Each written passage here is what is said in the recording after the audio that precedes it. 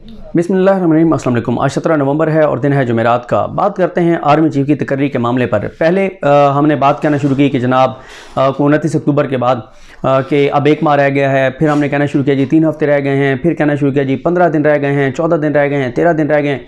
लेकिन अब आप इतने करीब आ गया है मामला कि आप कह सकते हैं कि बात दिनों से घंटों पर आ गई है और मुकाबला सख्त है, वक्त कम, मुकाबला सख्त है।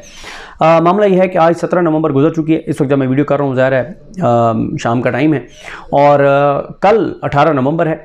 18 नवंबर के बारे में बारहा बताया गया कि जो समरी पहले आती रही है माजी में, वो 18 से 21 नवंबर के दरमियान आती रही है।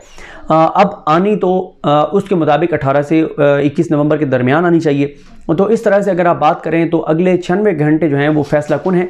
वज़ारत दिफा से समरी आनी है और हुकूमत ने तो नहीं, वज़ीर-ए-आज़म ने उस पर फैसला करना है और आर्मी चीफ का नाम सामने आ जाएगा।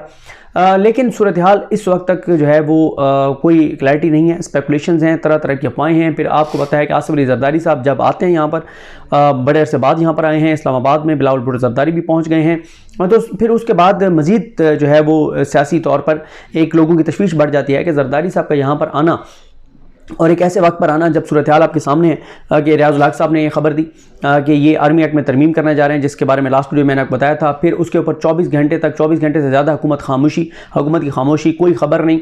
और फिर 24 घंटे बाद ख्वाजा आसिफ ये कहते हैं कि अभी उस जो तरमीम है उस आर्मी एक्ट में तरमीम का कोई इरादा नहीं है। और उससे पहले क्या किया जाता है कि ख़बर आती है कि जनाब वो जो वफाकी काबीना का हंगामी इजलास बुला लिया गया है। कुछ ही मिनटों के बाद आता है कि नहीं, वो फिर कैंसिल कर दिया गया है। फिर ख़बर आती है कि जनाब वो जॉइंट सेशन बुला लिया गया है, फिर उसका फिर डेट चेंज हो जाती है।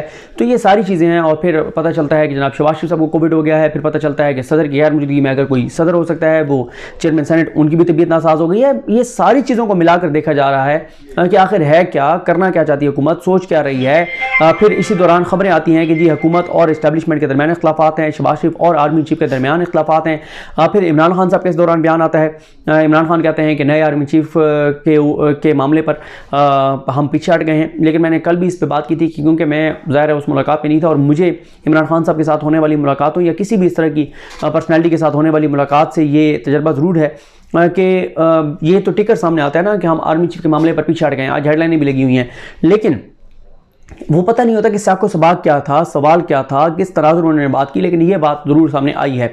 अलबत्ता ये ज़रूर है कि मेरी कुछ लोगों से पीटीआई में बात हुई है, कुछ और से बात करूँगा। फिर आपको बताऊँगा कि जिस नाम के ऊपर इमरान खान साहब को इब्तदाई तौर पर एतराज़ था, अगर उनको लगा भी दिया जाए तो इमरान खान का क्या रद्दअमल होगा।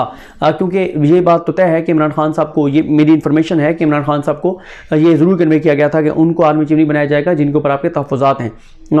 लेकिन साथ ही ये खबरें भी आती रहीं कि शरीफ खानदान उन्हीं को लगाना चाहता है। तो अब जो फैसला कौन वक्त है वो यही है कि 18 से 21 के दरमियान अगर आनी है समरी तो 96 घंटे हैं। और अब इसमें जो है वो कौन होगा, क्या होगा, इस वक्त पता है क्योंकि वैसे इतने ज़्यादा कभी भी, मेरा नहीं ख्याल कभी भी जब आर्मी चीफ लगने होते हैं कभी इतनी ज़्यादा हाइप हुई हो, इतनी ज़्यादा कंट्रोवर्सीज हुई हो।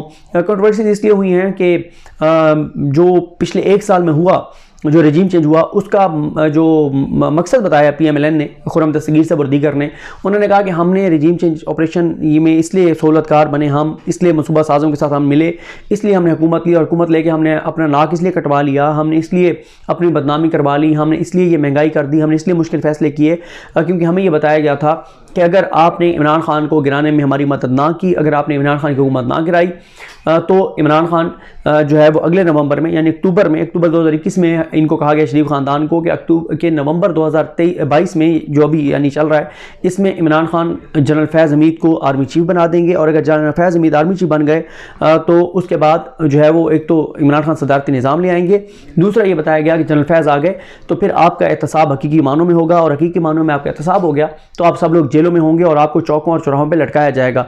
तो नून लीग कहती है कि हमें ये बात कही गई और नवाज शरीफ ने भी यही बताया।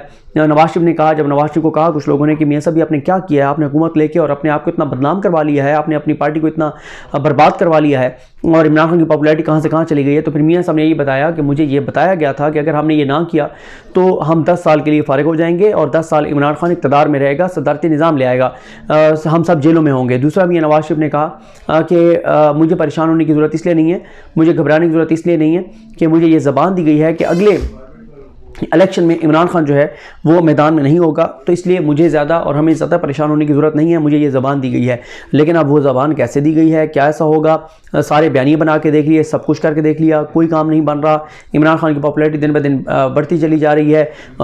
एक आखिरी हाल ये था कि कोई हमला हो इमरान खान पर और उनको ख़त्म कर दिया जाए, वो भी अल्लाह ताला ने उनको महफूज बना लिया। तो अब कोई समझ नहीं आती कि इमरान खान को काउंटर कैसे किया जाएगा, क्या हिकमत अमली है, क्या पॉलिसी है, क्या करेंगे क्या नहीं करेंगे, कुछ समझ नहीं आता।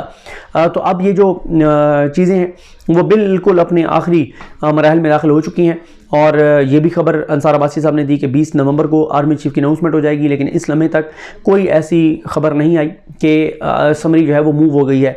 अब ये भी बड़ा सवाल है। और ये भी अच्छा, कुछ लोग ये भी कह रहे हैं कि अगर वफाकी काबीना का इजलास होता तो वफाकी काबीना ये कहती कि वज़ीर-ए-आज़म और हुकूमत के जी जो वज़ारत दिफ़ा है वो समरी भेजे, और कहा जा रहा है कि वज़ारत दिफ़ा समरी अभी तक नहीं भेज रही। और अब ये भी बड़ा सवाल है कि जो वो समरी भेजेंगे उस समरी में पहले नंबर पे नाम किसका होगा, क्योंकि ये तो कह रहे हैं कि जो आर्मी चीफ भेजेंगे उसमें जो सबसे सीनियर होगा उसको हम लगा देंगे। अब ये बड़ा सवाल है कि अगर 29 से तकर्री होनी है और कुछ और बैक पे कुछ चीज़ नहीं की जाती तो फिर तो 26 को आसिम मुनीर साहब रिटायर हो चुके होंगे। तो मैंने ये आपको मुसलसल अपनी वीडियोज़ में बता रहा हूँ, क्योंकि आर्मी का जो एक्ट है ये इतना इसको यानी खुफिया रखा जाता है, या आप ये कहें कि इसको ज़्यादा डिस्कस नहीं किया जाता कि, और या आप ये कहें कि ये मामला इतना क्योंकि पहले सामने नहीं आता तो इसलिए इसके ऊपर डिस्कशन नहीं होती कि किसी को इस बारे में इल्म ही नहीं है कि भाई क्या जो ये कहा जाता है कि भाई समरी जब आएगी उस वक्त तो वो सीनियरिटी में होंगे पहले नंबर पर, तो उनका नाम आएगा। फिर कहा जाता है नहीं, क्योंकि समरी आनी 29 के मुताबिक 29 को तो रिटायर हो चुके होंगे तो उनका नाम कैसे आ सकता है। क्योंकि इमरान खान साहब ये कहते हैं, जो ज़ाहिर इशारों के नाम में कहते हैं, खुल के नहीं कहते, इमरान खान कहते हैं कि 29 को जो सीनियर होंगे उनको लगा दें। 29 को कौन सीनियर होगा? 29 को जनरल साहिर शमशाद साहब जो हैं वो सीनियर होंगे, उनके पास जनरल अज़हर अब्बास साहब हैं, फिर जनरल नुमान साहब हैं, फिर जनरल फैज़ हमीद है। तो इमरान खान का तो ये है कि इसमें आप इनमें से किसी को भी लगा दें, जो भी है मेरिट के ऊपर उसको लगा दें।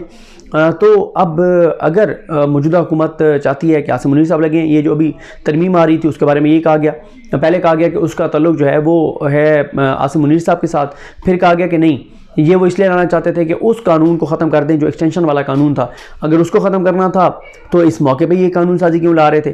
और फिर अगर ये कानून साजी नहीं ला रहे थे तो रियाज़ुल हक साहब की जो खबर है टीवी पे देखें, खबर इतनी बड़ी खबर थी कि आर्मी एक्ट में तरमीम हो रही है और 24 घंटे तक आप खामोश हैं, डॉन अखबार में खबर भी लग जाती है, फिर आप मौका भी नहीं देते।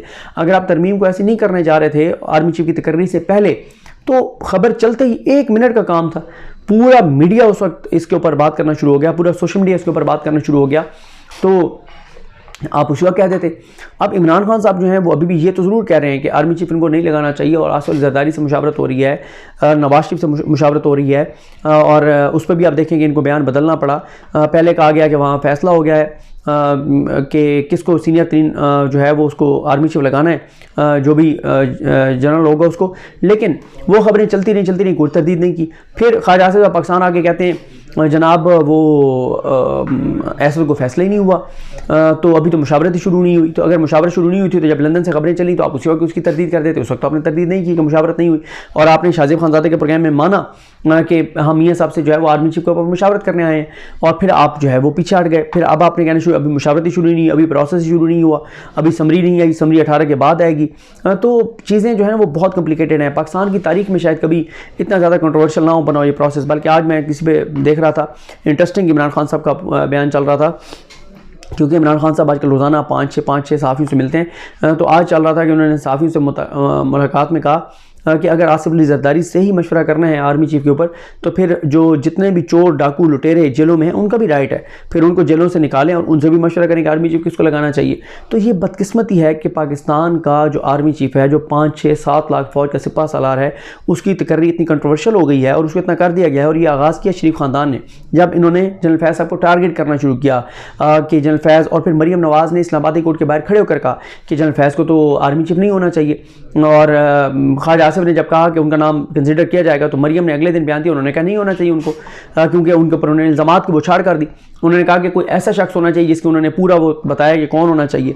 और फिर मरियम नवाज़ साहब ने एक प्रेस कॉन्फ्रेंस में एक जनरल साहब की तारीफ भी की। फिर मरियम नवाज़ साहब और नून लीग के जो हामी सहाफ़ी हैं उन्होंने उस जनरल साहब की कंपेन भी शुरू कर दी उनके हक़ में, पूरा जनाब जैसे वो एक कालम निगार ने लिखा था कि हुसैन नवाज़ जो हैं वो हर वक्त बावजू रहते हैं, बाजमात नमाज़ पढ़ते हैं और ये करते हैं और सारी चीज़ें, मतलब इस तरह की चीज़ें शुरू कर दी गई। तो इन्होंने तो खुद उन जनरल साहब को जो है वो आप ऐसे कहें कि उनके लिए मुश्किलात खड़ी कर दी।